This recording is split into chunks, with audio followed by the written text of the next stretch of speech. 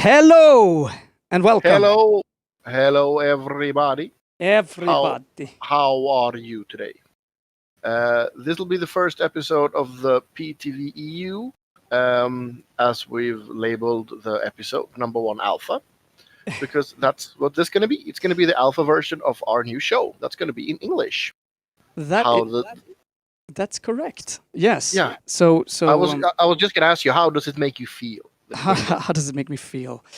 Well, I feel you know what? I feel like I feel like our Swedish viewers are gonna have a lot of fun watching this and just laughing at our bad English and our weird mistakes. But I guess the hope here is to be able to reach a wider audience. I mean, we've been streaming for the Swedish audience for some time, slowly making some progress. But there are so many things that happen on an EU level, and I just can't. I have a feeling the general talk about particularly pirate issues or issues that comes to digital safety, what's going on, how are governments and big companies using our data, and, keeping an eye on that and trying to keep internet and our democracy as open as possible. I think these questions are just completely neglected, not only by Swedish media, but by a lot of them. And we do have a big European pirate movement that doesn't have a news outlet. And I feel exactly.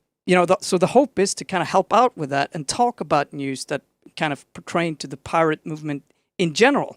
No matter whether you are actually voting for pirate parties or something else, but I feel like there's a lot of pirates out there who actually care about this, and that's what we're going to talk about. But this time in English. Yeah, and we are doing it hopefully in the cooperation with some of the European pirates. Like I said, this is an alpha version because, like in all great projects, you have to start somewhere.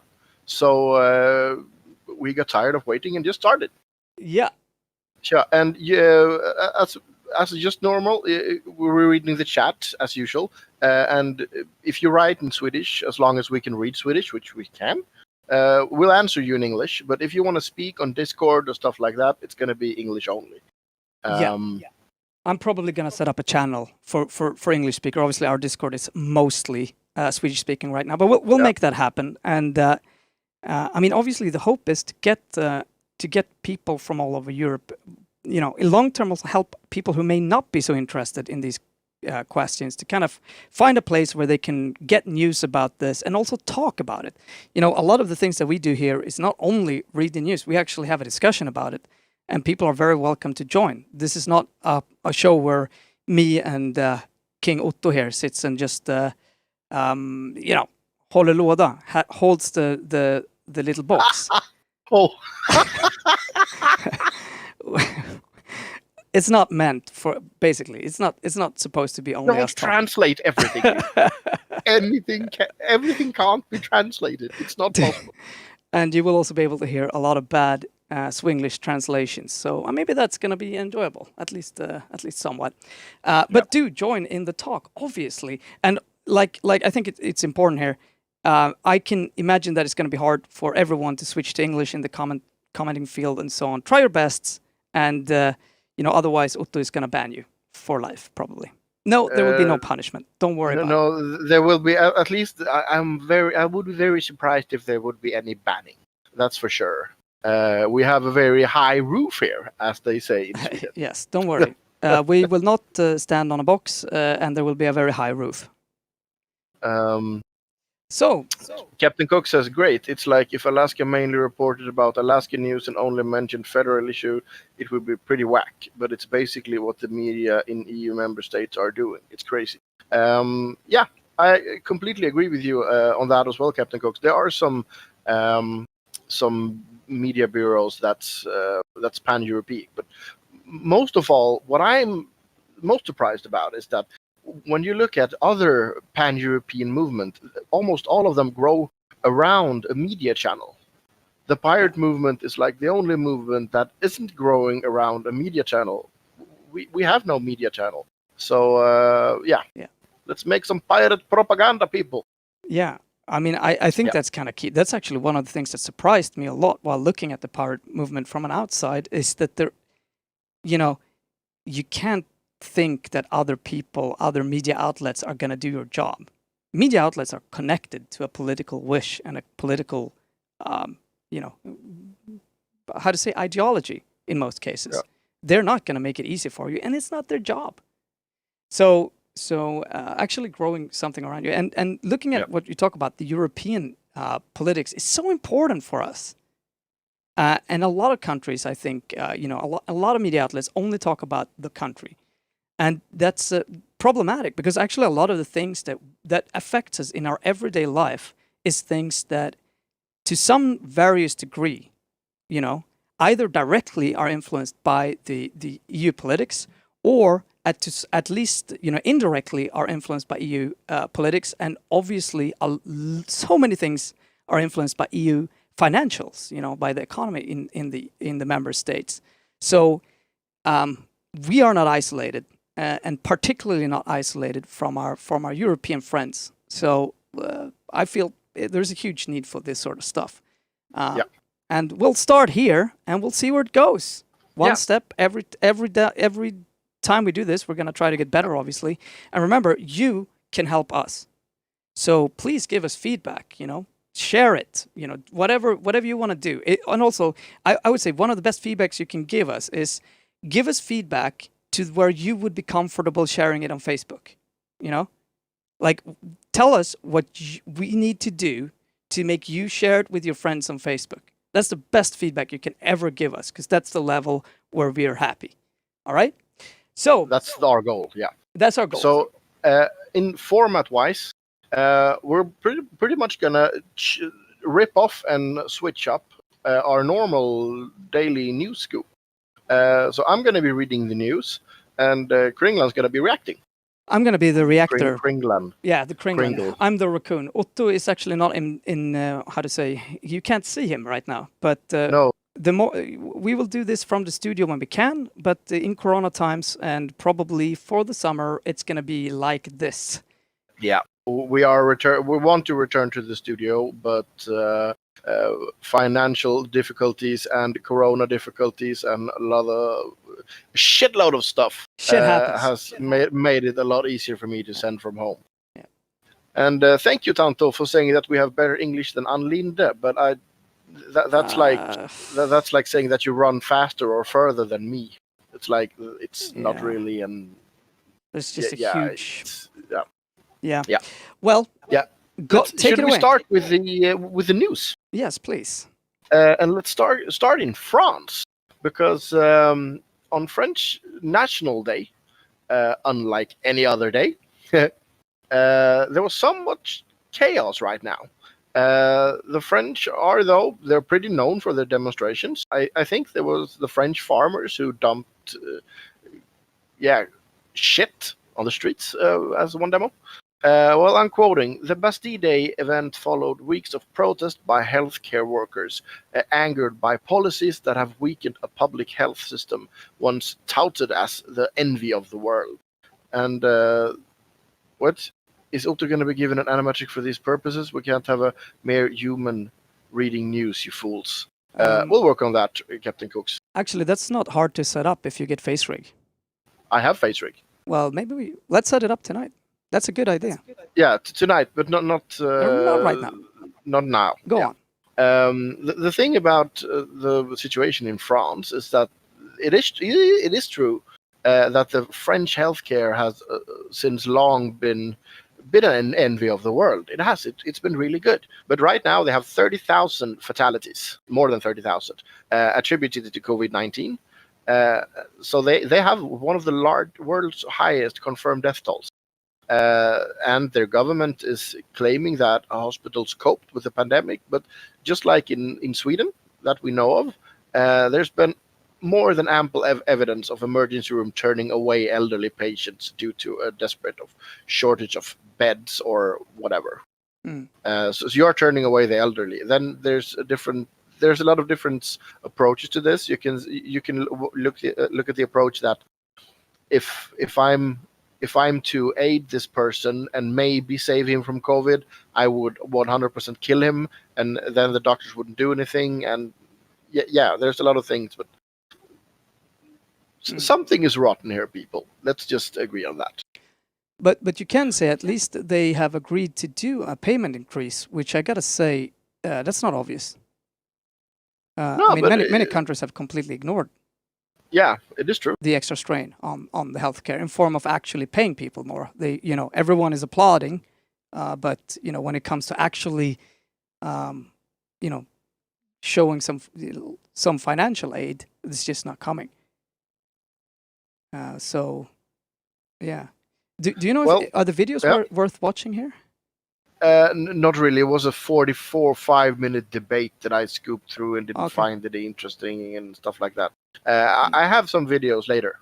All right, sweet. But I'm going to mention that in eastern Paris, meanwhile, riot police sprayed tear gas and unruly demonstrants hurled smoke bombs as the largely peaceful demonstrators marched into Bastille. Well, yeah, that's. You want to go take a look at Mr. Musk at the next link? Yes, allow me. So Tesla founder Elon Musk reveals new Giga Berlin factory design. Yeah. Whoops. He's going to build a new factory. I think it's outside Berlin, just outside, and it's going to call the Giga Berlin. And he recently released the screenshot, if you scroll down a little bit, how it will look like when it's finished. And with extremely great sense of humor, he got the tweet question, "May we see the rave cave rendering too?"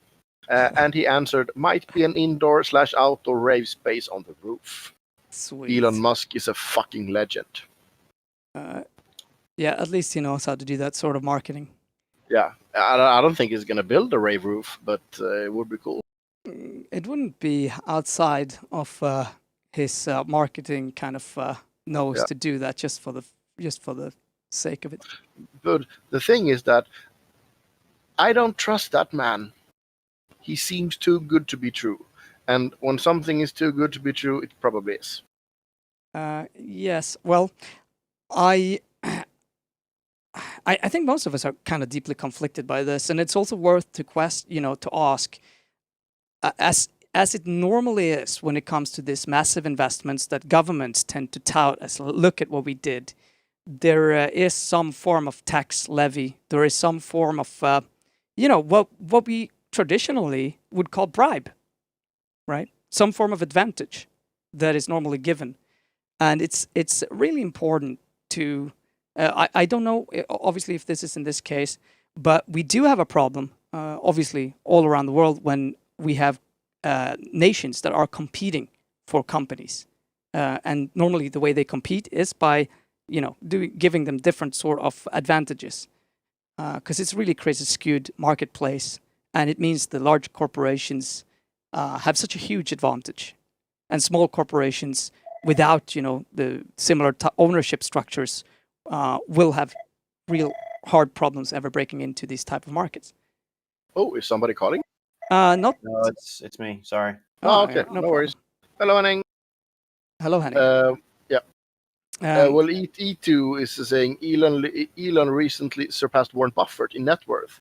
I haven't read about it, but I wouldn't be surprised. And yeah, Elon is he's a really good investment and concern chief.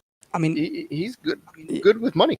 Yep, and marketing in front of all. I mean, he has an eye. Like, he's a visionary leader, and I would say in a world where we are so right now often so backwards, where actually a lot of things I would say are not really moving in the right way.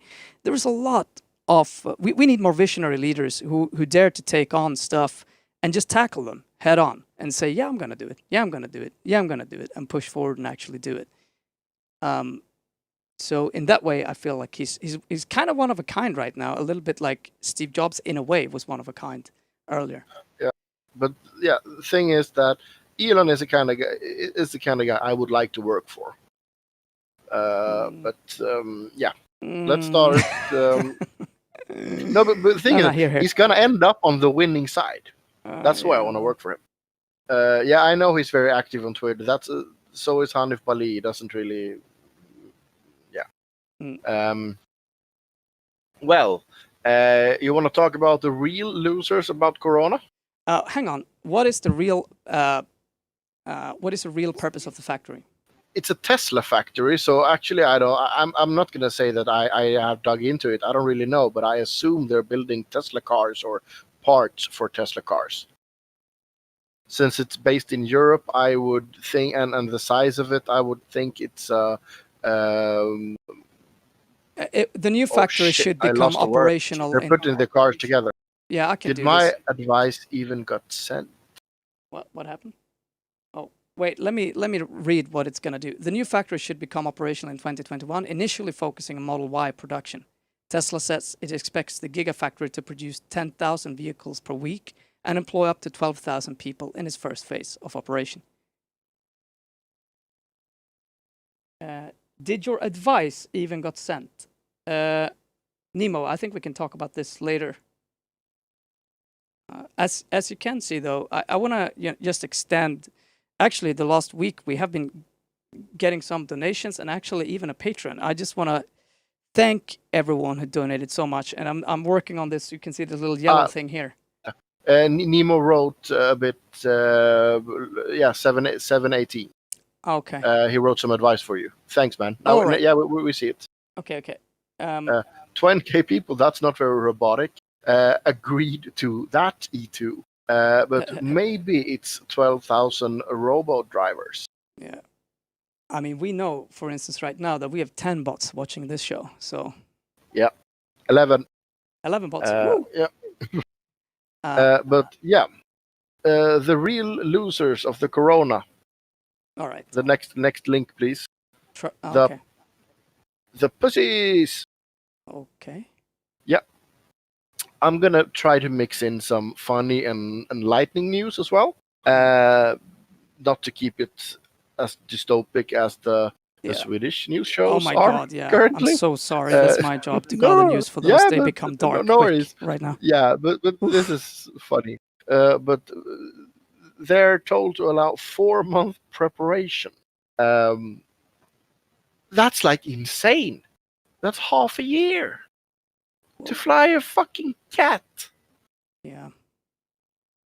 I recall trying to do some research on how to bring back a cat from China to Europe, and I can say the money and time invested is just insane. And I can imagine right now with the Corona. Yeah, we recently had that the problem with the cat who flew to London and back again, who almost got put down in Sweden. So that was pretty weird. It was some delay with visas and stuff like that, and long story short, cat lived. But yeah, let's go to the next. And I mean, it's worth to say here, travel between EU and UK. I mean, you could say that the UK who left the Union are going to start feeling the pains of this. I mean, I who lived in China for a long time, I mean, I can tell you, it's not. A lot of people will say stuff like, "Oh, it's so easy to get to the EU and the Schengen stuff, and it's horrible." Blah blah blah. It's not. Trying a lot of these things, even though I'm, EU citizen, trying to. Like we did, also play music and play on festivals. It's incredibly complicated, and it's a lot of waiting time, and it's just not easy. And UK is gonna feel the burn on some of this stuff when it becomes obvious. I think one of the things that's gonna hit hardest is that music tours. It's not gonna be. It's gonna be like a couple of days between the events when it's inside EU and Great Britain. They're going to be like the outskirts of Europe. Yeah, I mean, it's going to make a lot of sense to take UK first or last, and if it's last, it's something that you can miss. But I don't think UK is so big. I mean, in that it's just, I would say too much, too important. But you never know. Let's go talk to it. Let's go look at Italy. The next link. Italy lifts ban on hand luggage on flights, and that's not really what I want to talk about here. But it is the news. They are doing it. There's two aspects I want to talk about here. The first is that what an amazing system Italy must have for these kinds of situations. Uh, they can identify crowds so specifically as on airplanes as a problem and do something about it. I'm not being ironic right now because I have flown a lot in my life. And as a big guy, the event of when you enter the plane and sit down at the plane is horrendous because I really can't figure out why the fuck we didn't fix this issue on how the fuck we board on a fucking plane. It's 2020. But yeah, Italy has identified this problem and done something about it and actually succeeded. I think that's pretty amazing. Wait, what have they done? What's the They, difference? they identified that where in the society do we have crowds? One of the places we have crowds, for example, is bars. We have crowds at airports. No, not really. Airports are kind of big, but when we sit down in the plane, Yeah. then it's really fucking crowded. Mm. It's the same in the Stockholm subway. Whenever you switch train in T-centralen, Mhm. it's impossible to keep 2 meters wide to everybody because people move like if cows, Yeah. cattle. So yeah, and I really wanted to bring out this perspective is that Italy has some, yeah, at the same time, amusement field, Gröna Lund Liseberg. It's the same thing there. It's people don't care. And they just release the hounds, aka the children. So, but they have isolated these areas, and what, and then what? The thing is that Italian authorities said that the move was intended to prevent aisles being blocked by people stowing or retrieving bags. Mm. That's why they did it in the start, and I just think it's brilliant. Mm. Because if you're gonna prevent sickness spreading on an airplane, on anyhow, this is one of the ways I would do it. Mm. Yeah.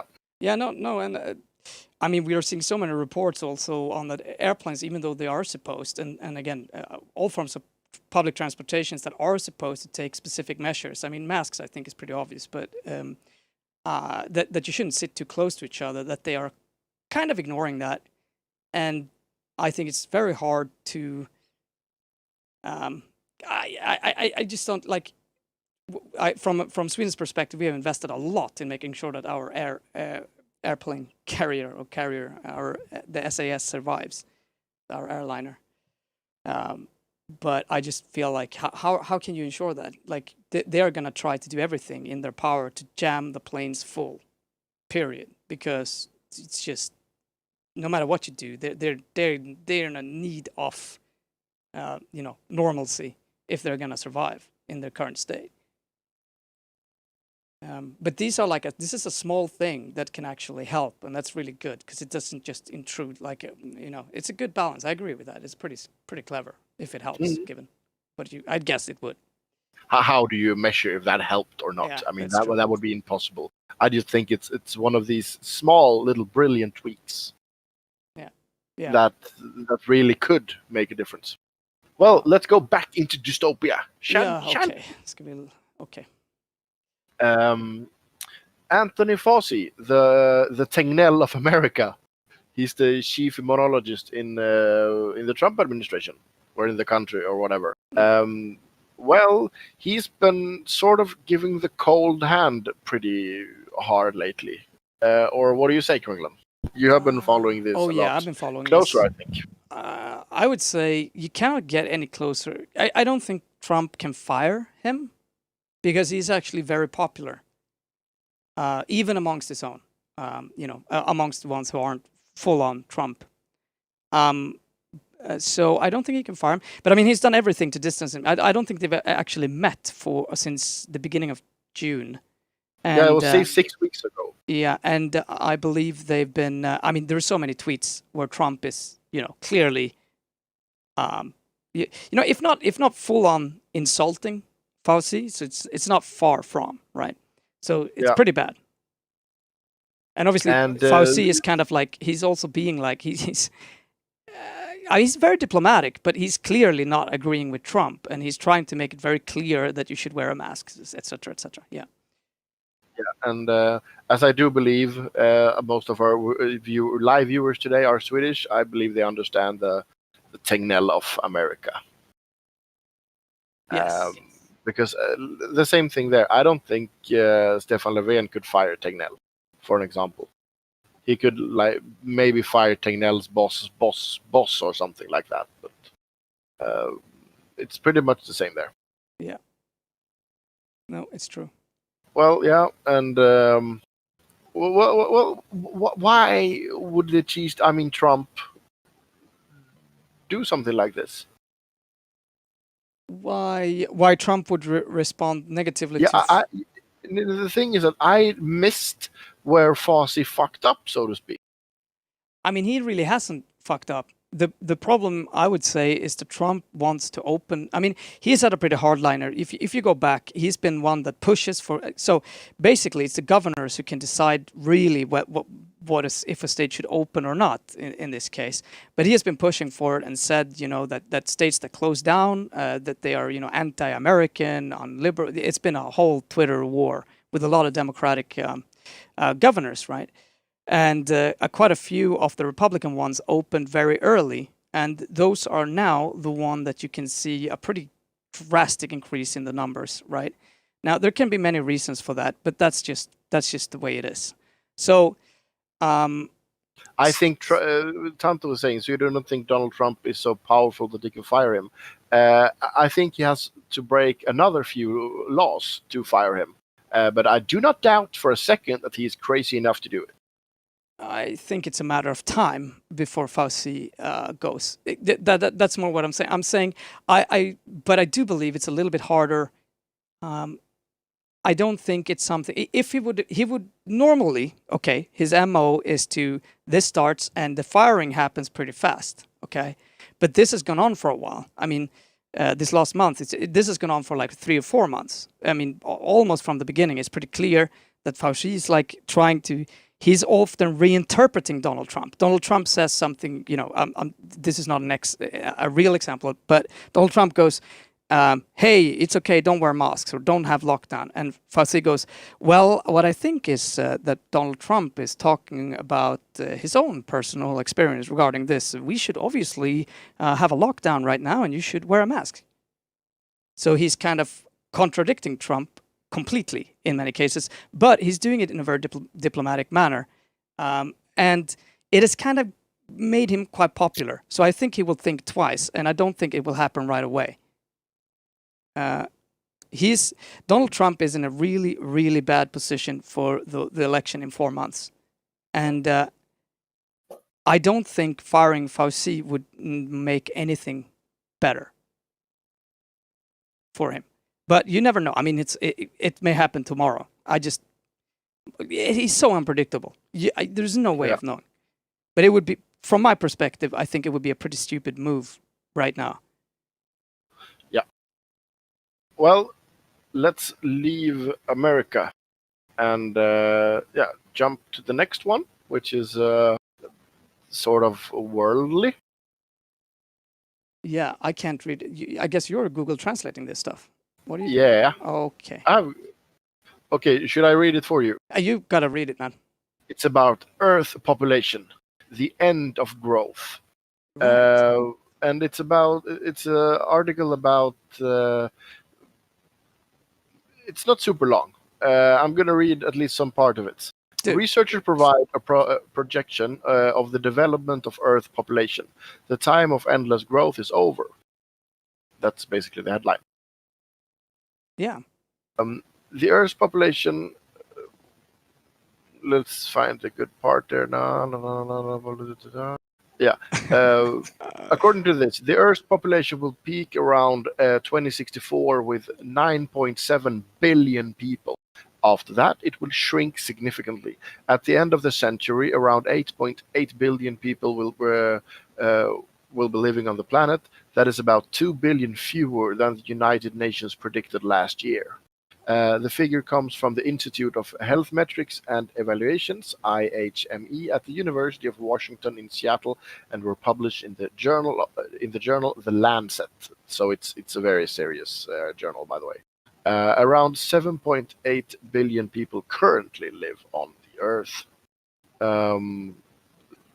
Yeah. Yeah, I mean, this is pretty positive news, obviously. I mean, it kind of depends. I have some countries that are predicted to be cut in half population-wise, and that would be Poland, Ukraine, Italy, Spain, Portugal, Japan, and Thailand. Even the population of China is projected to decline similarly. Yeah, so that sucks for them, I guess. Well, I mean, one of the biggest issues have been overpopulation, and I mean, the reports for quite a long time has been that that's probably not going to be a problem. We may actually see that we're seeing, in a way, the opposite problem, specifically in the Western world right now, particularly given that a lot of young people can't really afford to have families.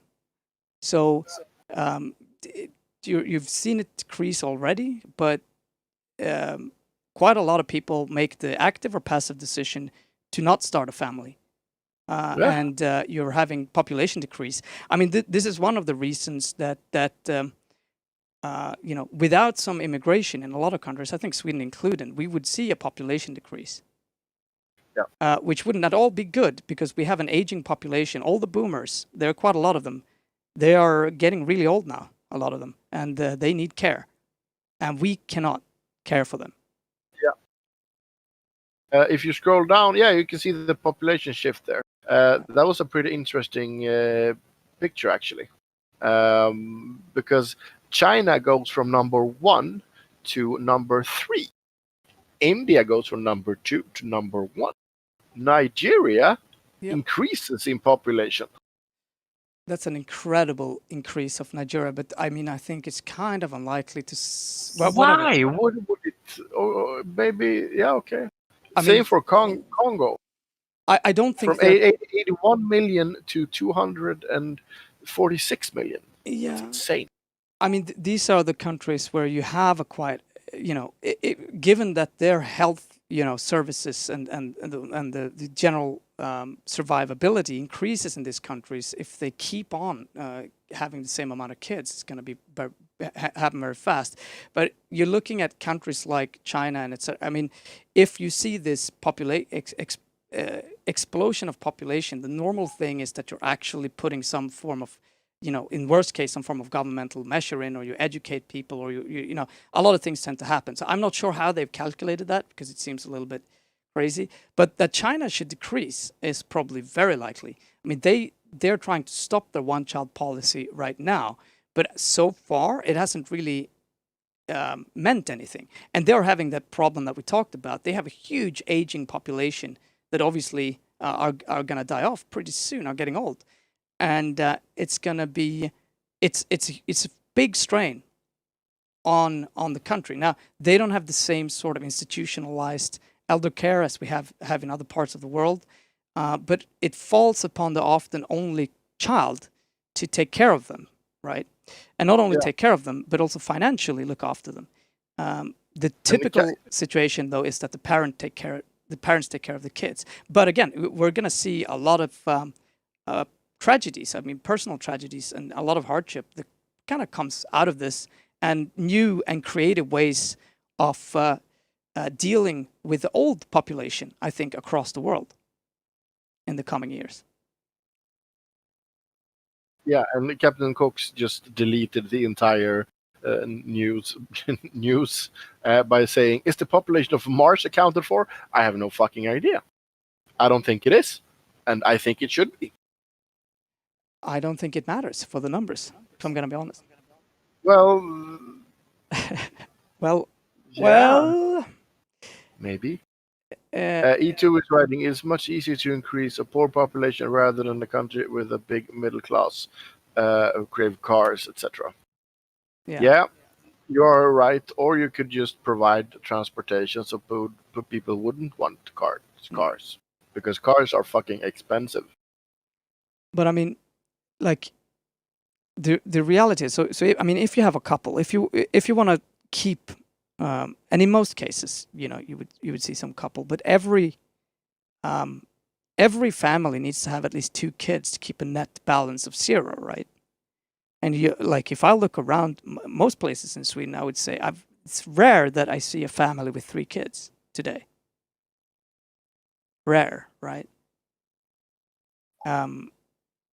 So we're and obviously a lot of people choose not to have a family at all. So the people who do have family probably, you know, if you want to keep it up, needs to have probably 4 or 5 or 6 kids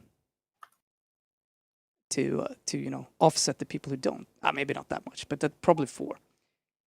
Anyhow, it's interesting, and but I mean, in the larger scheme, you can say that sort of the nightmare who still is being propagated, you know, in different places, that we're going to get an overpopulation. I think we can. That's, you know, if we keep on developing the undeveloped nations, and if we don't stand in their way, because even us in Europe are pretty good at standing in the way of the development of other countries, but if we do let them, do support them in doing so, this will not be a problem. That's not going to be our biggest problem, and that's pretty good, because let's just say the generation, the millennials and Gen Z are going to have a lot of other problems that we have to deal with. It's nice to, if this is not one of them too.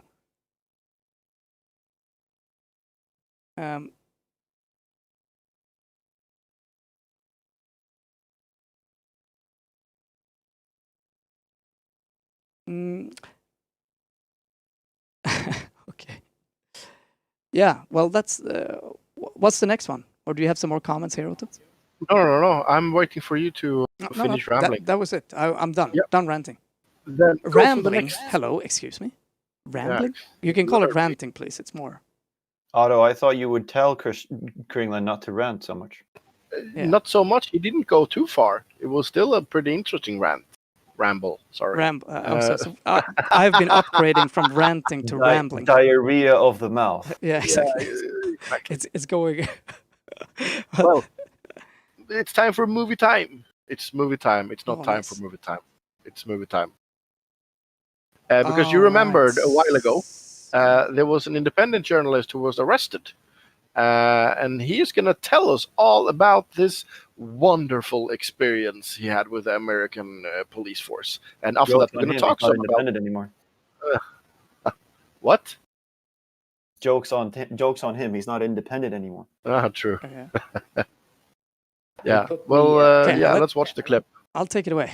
They put me in this van, and when they transferred me to, in the second journey, they transferred me to the jail where the processing was going to go on. They put an additional chain around me. So I had the handcuffs, the leg irons, and then this chain around my stomach. Apparently it's called a belly chain. It's not something I know anything about, but it was really digging into me. And as this vehicle made its way to the jail, I found I couldn't exhale properly. And it was obscene because, this phrase, "I can't breathe," has become weighted and freighted with such power because of the Black Lives Matter movement, especially since the death of Eric Garner in 2014 and George Floyd this May. But it was true. I could not properly breathe, and one of them said to me, "We think if you can talk, you can breathe fine." So that was their reaction. Yeah. That is pretty scary because these belly chains that he's talking about. We see them a lot in movies when they want to post someone else as a dark true criminal. I mean, the only thing worse than a belly chain is the full-on wheelbarrow that Hannibal got. Yeah. I mean, you cannot paint evil on somebody more than that. These belly chains, one of the selling points of these are that people can't run or fight very long while wearing them. Could you explain Do you know how these look like for people who may not know?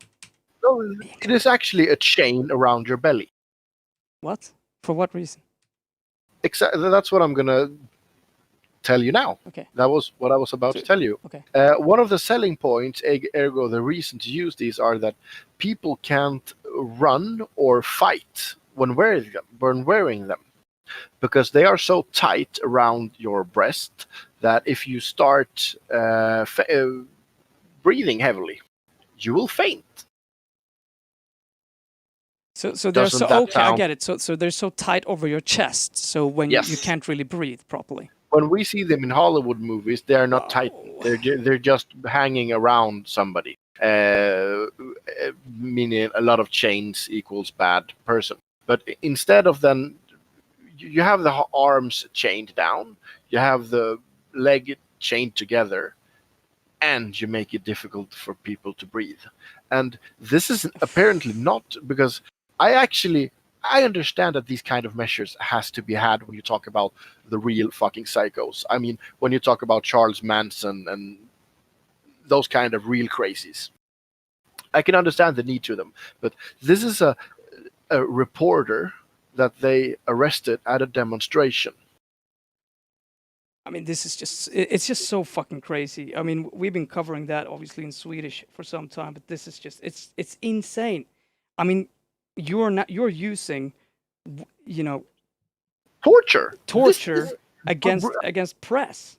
You know, not you've gone you've gone past using it on your own citizens. I mean, okay, fine. I mean, that is fucking horrible, and it really signifies an empire at the end of its days. But not only that, you feel it's okay to do it against a member of the press. I mean, there's international law against stuff like this. I mean, we've been breaking it forever, but still, I mean, you can say you're the baddie now. Like, there's no denying it. That's just shit. No, I mean, if this is so common as any demonstration is that they're using belly chains or chest chains like this, I mean, holy shit. I mean, chains. Sorry, what, Henning?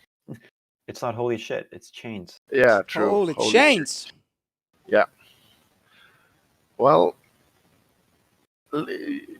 yeah. Well, let's go over to the I thought you were gonna be happy news. What? Oh, this is What? happy news. Thank you. Yeah, this is happy news. Have you seen the new Netflix movie? I have. You have seen it? I've seen this movie. Actually, I saw it like 2 days ago. Wait, no, I saw it this weekend. It's the most insane what the fuck thing I have ever seen. I mean, seriously.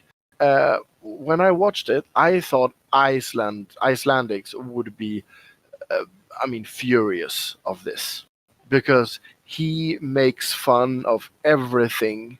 Will Ferrell is he, by the way. He makes fun of everything that is Iceland, that is the Eurovision, so everything. He just pulls a fucking weenie on all of it, and it's wonderful. Well, to be fair, there's not a lot of people to offend. Yeah. Have you ever been to Denmark? No? Okay. No, but I mean, I've been on Iceland. I lived there for 6 months. Obviously, that doesn't mean much. But the drummer in our band came from there, and I mean, I just think this is a really. I have to say, this is a great movie. It's You really think so? hard to say anything else. Yeah.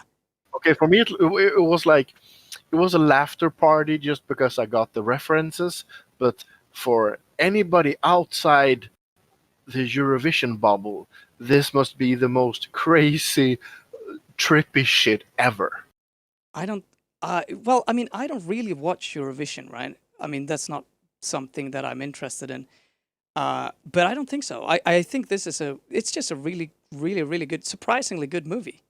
I think it kind of covers a lot of things, and you know just how well they've been writing so much music for this movie alone, and so many I things, know. so much people are in it, and I mean The just the effort.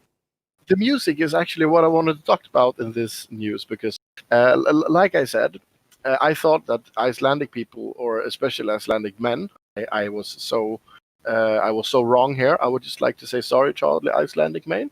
I thought they would be furious, and they weren't. Instead, they created bars, and 3 songs from the movie was on the Icelandic top singles list last week. Husavik, my hometown, reaching 6th place. My favorite song, the Yaya Ding Dong, taking the 11th place, and Double Trouble making it to number 36. I mean, this is like Disney kind of attention. I fucking love it. Yeah. Or I think so, at least. I mean, I gotta say, now obviously it plays with stereotypes, right? I mean, everyone gets that. That's the point. But it really, I would say, it really portrays Iceland with a lot of love, and with a lot of the self-irony that I've come to find with the Icelandic people that I know. Like they have it's a large portion of irony, and there's a large portion of being able to see yourself from an outside and making jokes on your own, kind of cost, so to say. So I'm not surprised. I couldn't find anything that I would have said, come on, that's everything here was done really with the tongue in cheek, and I think they did research for a lot of things surprisingly well. I mean, it's just a very crafted movie. They've thought about a lot of the things here, and Well, given doesn't he given have insight in the sense that his wife is Swedish? yeah, I mean, yes. Well, I'm not sure I that had no relates idea to about Iceland, but I mean, you could say, last few years, Will Ferrell clearly has been a little bit obsessed with Scandinavia as a whole. So he has a lot of love for this too, and obviously, as you know, I mean, he's become quite of an expert in this type of movie. Super bad, all of that. A lot of movies have gone, in this kind of what's that skating movie he did? There's just so many things, right? But this, I would say, this is kind of the crown piece of that type of movie that he's been directing. I mean, he's a co-writer, he's a co-director, and I mean, it's clearly a passion project, and it's actually a very good movie. Like, it's not, you can expect this to become some cheap, humoristic, slap, easy jokes, but it really isn't. It's a surprisingly good movie. Gotta recommend it. Normally, I don't really want to do that, but I have to. I'm so I was stunned. surprised. Kringlan sees the philosophical things in something that I would call like 1.5 hours of my life I won't get back again. Really, if you thought it was 1.5 hour, that movie was probably 2.5 hours. It's a long movie too. It is. Holy shit. Yeah. Okay. Screw that. Let's Okay, go sorry. on to the next. I ruined it. We have the two important topics of today. Right. Well, the first one is that, as you can see, member states do not prosecute misuse of EU money, which, according to me, is a real fucking problem. During a public hearing in the Budgetary Control Committee this week, the Director General of the European Anti-Fraud Office, Olaf, which is tasked to protect the EU's financial interest, said that in 2018, Olaf concluded 167 investigations of fraud and issued 256 recommendations to national and EU authorities to recover more than 371 million euros to the EU budget. Over the past 10 years, Olaf recommended the recovery of over 6.9 billion. This is definitely not to be neglected. However, almost 2/3 of the decisions taken by Olaf were dismissed by the member states. Overall, there is a downward trend with indictment rates being particularly low in Bulgaria, 8%, Czechia, 14%, and Germany, 21%. One of the reasons is the lack of political will, as national prosecutors are more concerned by money stolen from the national budget than the EU budget. It also seems that when there are political links involved, member states tend to conduct fewer investigations, added Olaf's director. This is unacceptable. We should prioritize the protection of all European citizens' money, which are supposed to be long-term investments, and should ensure that everyone is equal in front of the justice system, including politicians. Another reason for the low level of indictment is the current legal framework does not provide a sufficient legal basis to allow all member states' judicial authorities to use Olaf reports as evidence in trials. Well, Um, how does this make you feel? well, Empty. yeah.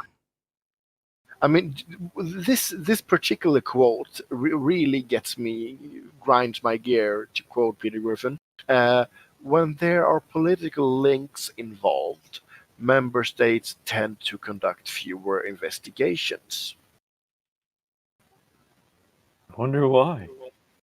Yeah, I mean, like, are you serious?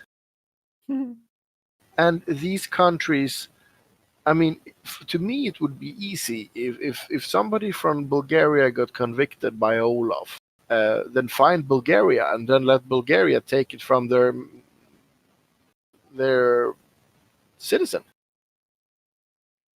They can't get a hold of their citizen. It sucks to be them. Well, I mean, I think it's just, I mean, this is Mikolas, right? And I mean, there's so, like we used to say, it's so important to have the pirate party in EU, but Yeah. Mikolas I'm- Peksa, Pirate MEP, is the author of this Yeah. post. Yeah. There's just so much of this that goes on. And one of the problems is exactly what we talked about. There is a lack of media covering this. There is a lack of oversight, Yeah. of media oversight over these things, because the local media, I mean, they're just like, we don't have the time, we don't have the effort. And a lot of things actually come out of the EU, but very little gets reported properly. And if we are not pissed, I mean, it's kind of like, democracies. Fortunately, if you don't check it yourself, you got to check it, you got to talk about it, you got to be responsible for democracy at all of its levels. And if you are not, there are other people who can have a lot of money to earn. There's a lot of money to earn, and they're going to do it. And that's going to keep on happening. And there's the only one weapon we have is to stand up, point it out, and say no, and be pissed, and vote people out. It's the only way. It will happen if we don't care. Period. I want to go back to this line in particular. Overall, there is a downward trend with indictment rates being particularly low in Bulgaria, Czechia, and Germany.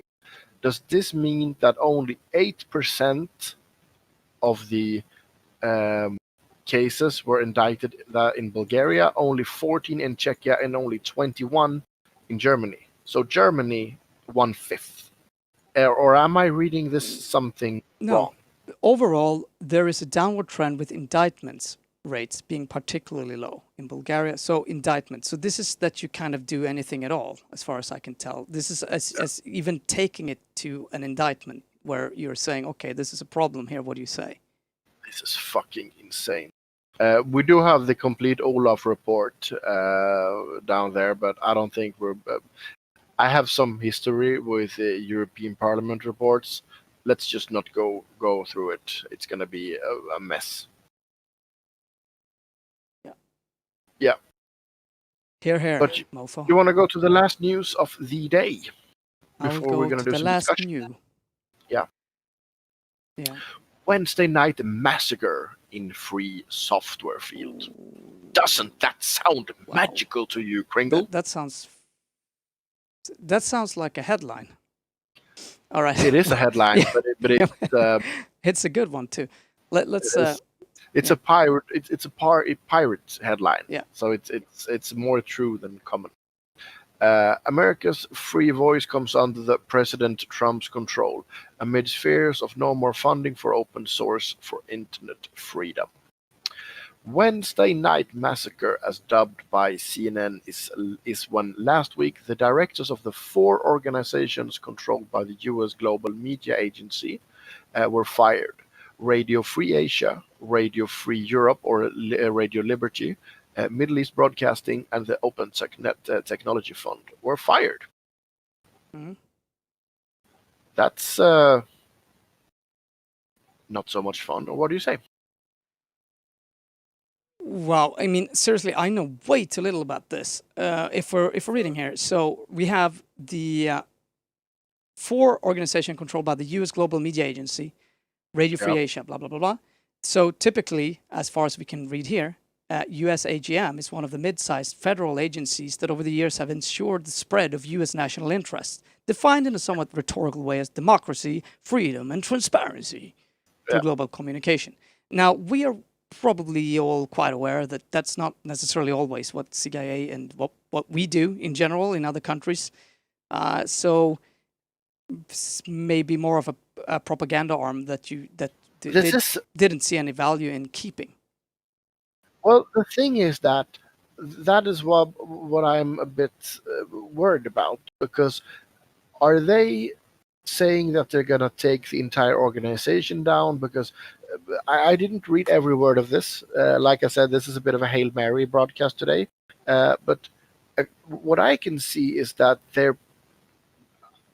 I think they're going to put other people in place of those as Yeah, well, in charge of those. I think the real problem here is the OTF, because that's what they're, and the Open Technology Fund. So if we can understand from ODF so the technologies that Open Technology Fund is funding are the basis of almost all protection tools for people accessing the internet in closed societies. ODF is a credible, transparent, and trustworthy partner for advocates of freedom and the internet globally, and their work is fundamental to the pursuit of fundamental human rights in the digital age. There's a lot of fine words said by Seamus Tohi, Director of Information Security at Human Rights Watch. But okay, Human Rights Watch tend to be quite good, and the change at the top of this independent non-profit organization threatens to undo the enviable results achieved so far. ODF is one of the main contributors to open technology and free software for the security of communication and expression online. Projects such as Thor, Signal, Let's Encrypt, Tails, and many others, including the Italian ones, Global Leaks, Uni, and NoScript, would never have reached maturity without Open Technology Fund support. Quote Mikuláš, today we're seeing an expansion of state surveillance in its most perverse form, said Mikuláš Peksa, MEP of the Pirate Party. People are losing their freedom while their data is being exploited by companies and governments. Free software is the crucial tool to ensure the digital self-determination, the cornerstone of democracy and individual rights in the 21st century. Can I get an amen? Amen. Amen. Yeah, no, I like, as we've seen, I mean, the last few months have been incredible in this general attack on fundamental liberties, freedoms across the world, specifically when it comes to the digital landscape, where we see more and more stretches towards censorship. You have Article 13, obviously, that's some time ago, but also the new TEREG laws that are coming into place. We see a lot of them happening on local level. I mean, in Sweden, we've seen quite a few. I'm sure that people with other national backgrounds can see that. But it seems like in the corona pandemic, a lot of states are taking unnecessary measures and extremely problematic measures. I mean, you may think it's fine now, but obviously most of our countries have extremist parties that could easily use these tools, if they have enough power. And you could say it's not. Our democracy is not something that we should take for granted, specifically not now. And we're doing a lot of things that is really undermining free and open communication. And quite often what I hear, is that, oh, well, whatever, people online, that's the problem. They are the ones that kind of divide our society and yada, yada, yada. I would say it's the opposite. Like we talked about before, a lot of the traditional media are working very hard to make sure that we stay opposed to each other, are making sure to keep this kind of ridiculous discussion alive. And if you want to find out what's really going on, often the only place you can do so is online. There you can actually find the sources.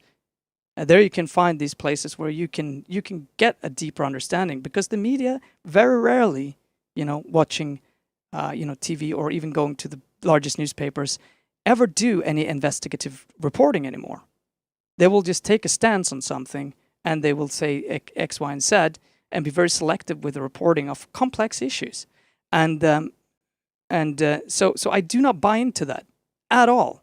And it's possible that the old boomer generation just can't use internet properly and feel like it's like that. But rather than, imposing strict laws and regulations on what you can and cannot say online, I think the key thing is to educate people on how do we use internet to grow our knowledge instead of using it in ways that limits us. And rambling rant mouth poop. God damn it, you have to be silent every time I stop talking. No, it was interesting. I was listening, and Aww. yeah, it was. It's not uninteresting enough to shut me up. stop you.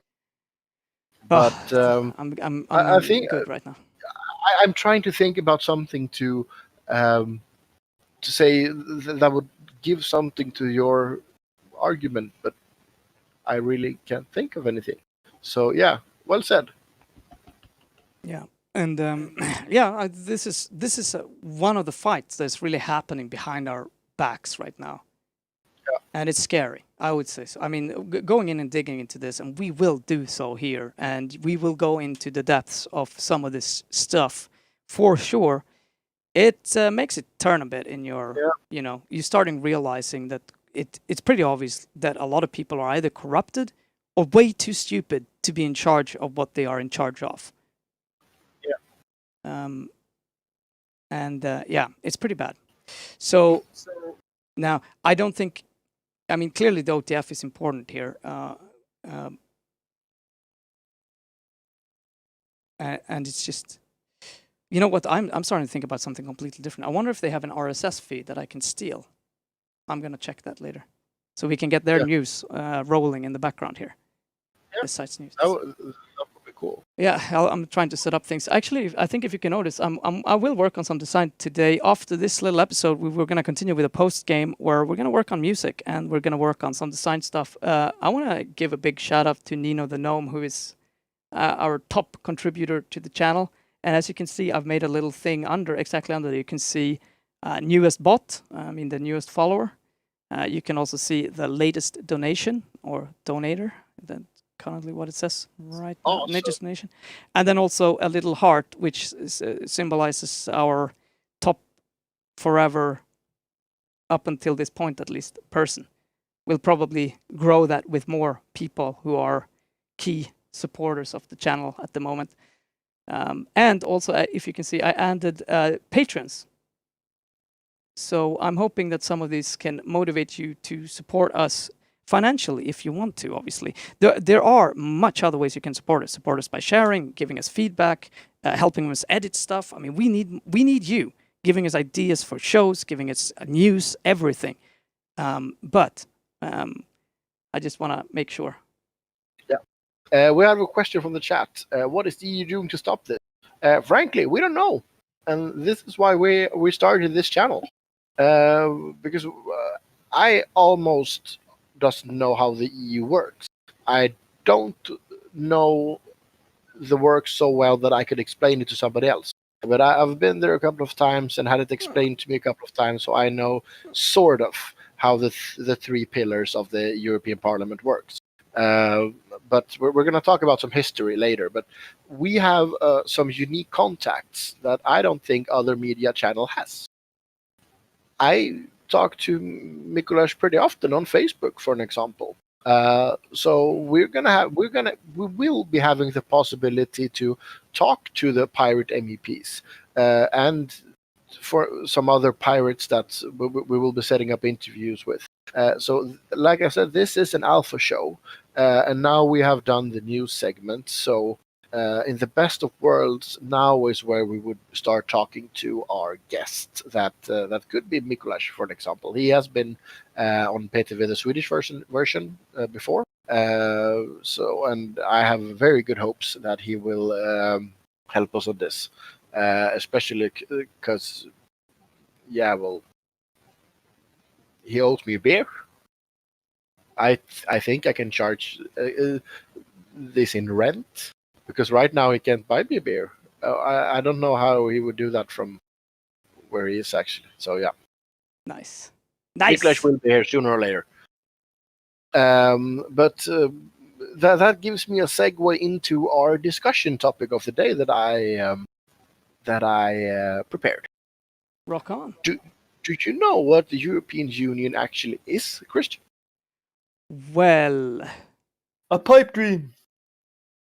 well. Well, the European Union. Do you know when it started? Yeah, well, I Just- think I'm gonna try to pretend I'm gonna say what I think would be the general understanding of it. It Yeah. would be after the Second World War, where we started having some sort of idea of a Europe, or stopping the next war by seeing how we could unify Europe. Then, if that's where it started, that's probably not true. I guess that's a technical question. I haven't Googled this, but I'm almost sure that in 1950, 5 years after the Second World War ended, people were pretty sick of Germany. Germany had been the black sheep of Europe for the 19th century, and France and Germany decided that we should lay stuff aside and try to keep the peace, and focus on the true wealth, which is coal and iron production in Europe. So they made some kind of agreement in 1950, and I think the year after, just 1 year after, there was a few other countries. The Dutch were there, so Netherlands were there, because that's I remember.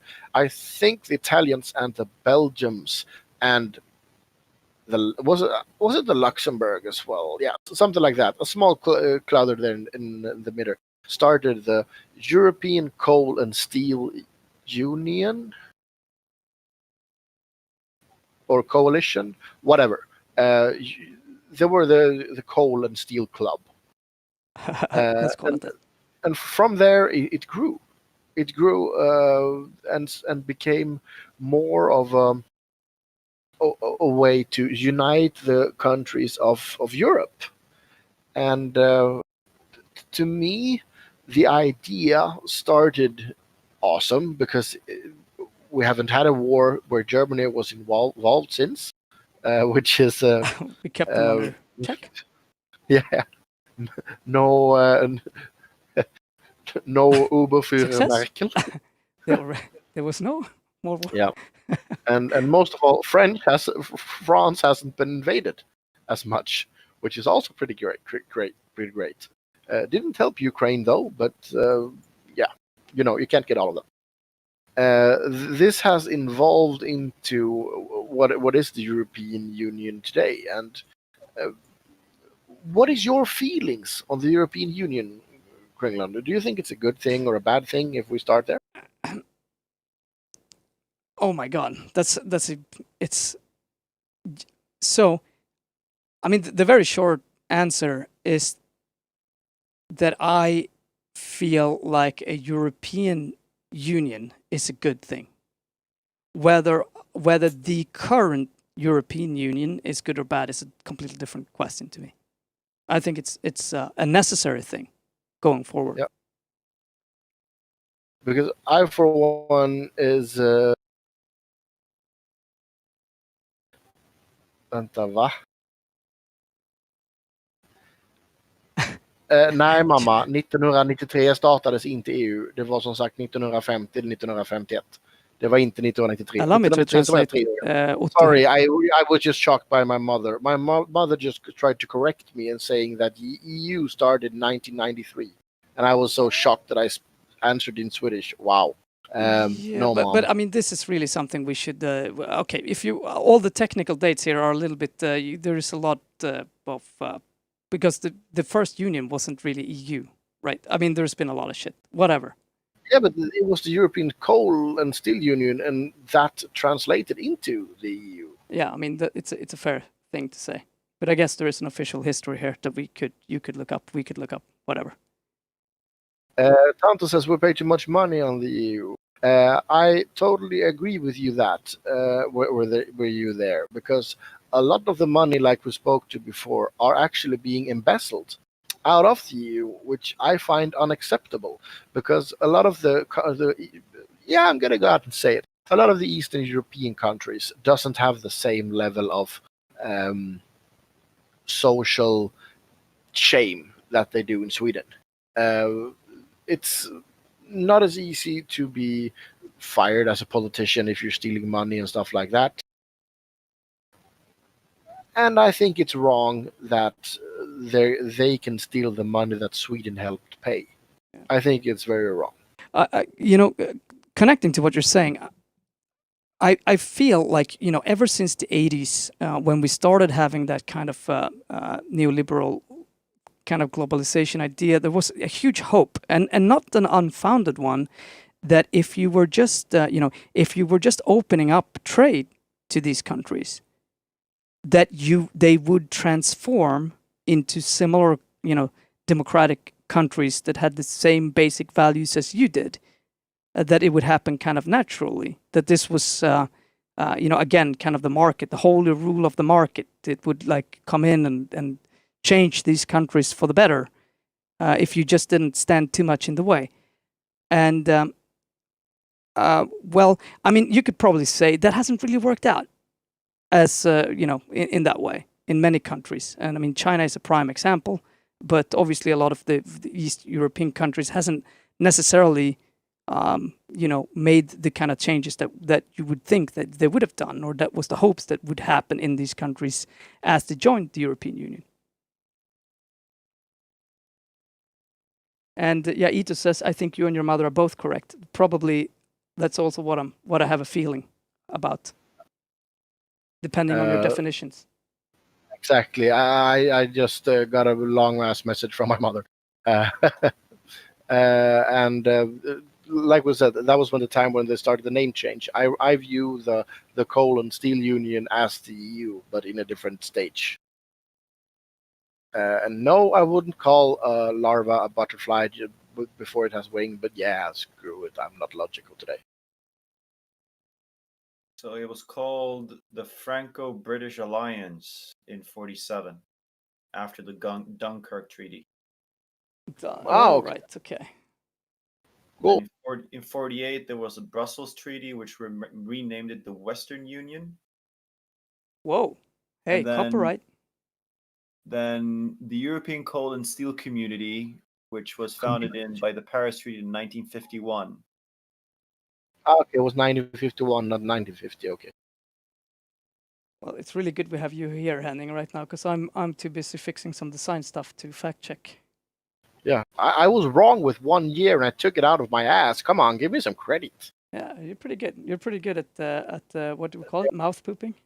But I think when most of the core pillars are established is in 57, 58 with Rome and Euratom treaties.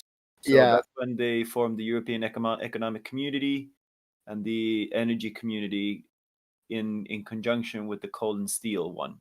Yeah, and the autumn thingy were at 57. That's when we decided about the nukes, right? Yeah. Yeah, and that was a huge step. I remember that as well, because that was really needed at the time. You're really old.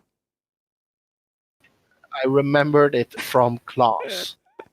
Actually, we had a question before that wondered what I've been doing in the EU headquarters. I've been there to be educated on what the EU Parliament is, and I've also been there visiting the European pirates. So I have also been behind the scenes, so to speak.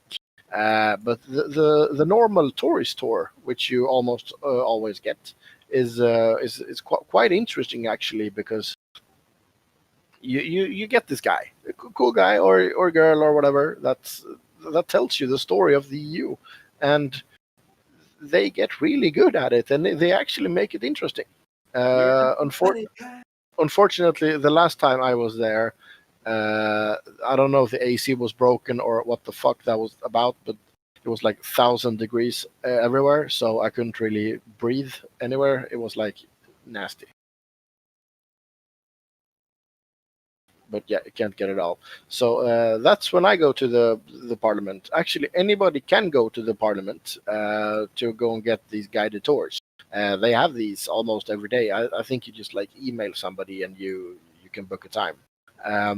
But to go behind the scenes, so to speak, you have to know one of the somebody who works there. Yeah.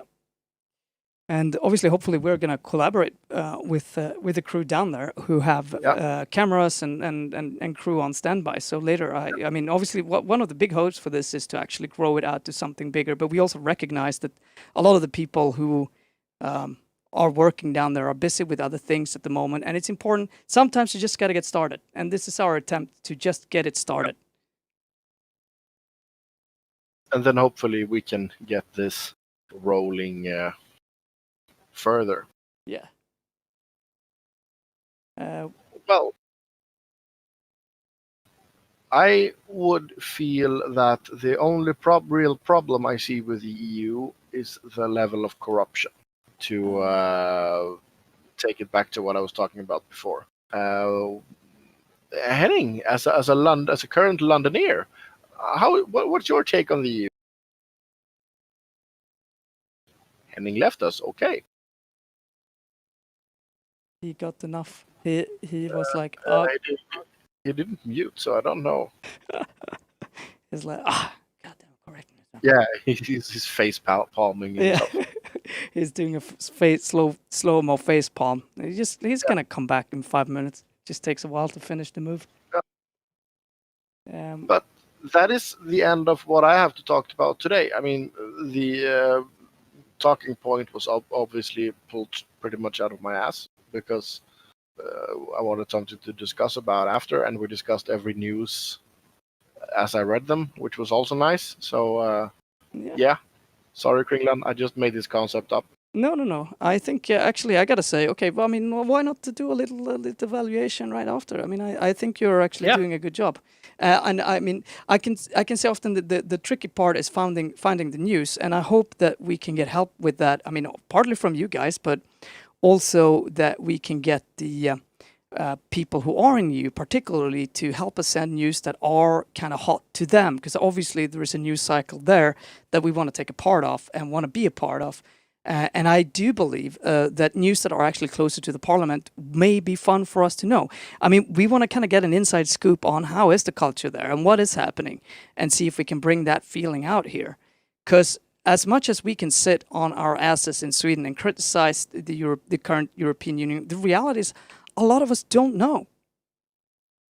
I mean, we don't know. It's just very easy to place the blame there, both for our local politicians, but also, you know, for media and for other. It's just very easy to do it because we don't know, and it has a huge impact on our lives. And I feel it's just getting that inside scoop and the way in there. I feel is key in order to be able to do something here. And as we talked about, the Pirates are doing a great job unmasking a lot of corruption, unmasking a lot of things, and talking a lot about, you know, the increased kind of pressure that comes from EU in terms of or allowing countries to limit the in many cases the free speech or the digital rights of their citizens. And these are important news. A lot of these will become law in our countries or have become law in our countries, and we need to talk about it before that happens. It's most important. Wasn't E2 the one who told us to change to just chatting? You should add the tag analyze. Yeah, that's 2 really good tags. Thanks, man. We have got an order from our marketing. Our marketing director wait a second. has spoken. We got English Pirates now. Welcome back, Röken. Actually, we said it at the beginning of the show. This is an alpha version, as you can see from the name, because we're going to have a show that's currently on Wednesdays at 7, where we are going to talk about the European perspective. And we're also going to be talking a lot to the European pirates, because we have friends within the parliament there. So we have a very cool news flow. And to just speak to them in English and then reporting of it in Swedish wouldn't be very fun. We want to talk with them, because maybe you guys have questions for them that we don't think about. So we need to get them on the air so we all can question the shit out of them. Ito, do you think the AMA tag is reasonable? I used to have that before. I think it's a pretty good tag. I mean, ask me anything. Ask us anything. I mean, Why not? it's really kind of key Do it. for most of our shows. Why is our logo glowing sometimes? Is it? Sometimes it's a yellow flare that's ping. I mean, I thought I was crazy first, but now I saw it. Yeah, so that is the thing. It's like, yeah, we're doing a show in English with a European perspective. Yeah. Once a week. But good stuff. I mean, first test run, and I think we'll do this. So this is kind of a Wednesday thing we will do at 7, and we'll keep trying to improve. I mean, give us all of your feedback and all of those stuff. I mean, much appreciated. And obviously news in English that you feel like, okay, la la la la. And when we want to have a broader perspective, I'll also set up a PTVEU channel on our Discord, and we'll see, so we can have some chat there that are particular to the European situation, and maybe like the, like that. But that's all. I can say we will continue to stream. I will continue to stream after about a half an hour break. We will do post game today, where we will work on music. As you can see, I'm working on design already now here in the background. So we're gonna work on some stream layout, some updates to certain things that are now outdated, and we're gonna work on our Patreon, which still has some work to do, and we will also do music. Yeah, that's the plan. That's the plan. So actually 4 shows today, Otto. Big day. Yeah. Big day for a big boy. Big day, big day. I'm not very happy with the design so far, so I'm gonna keep on working. Anyhow, lots of pussar, and we'll see you soon. Yeah, we will.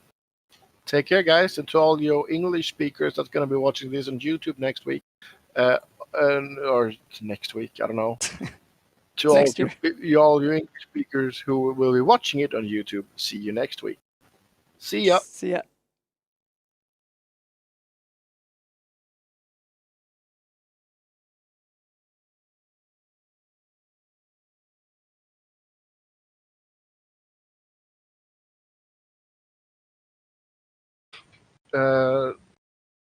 Kuken ute. Nej, stoppa in den igen, Miss Midget, är du snäll.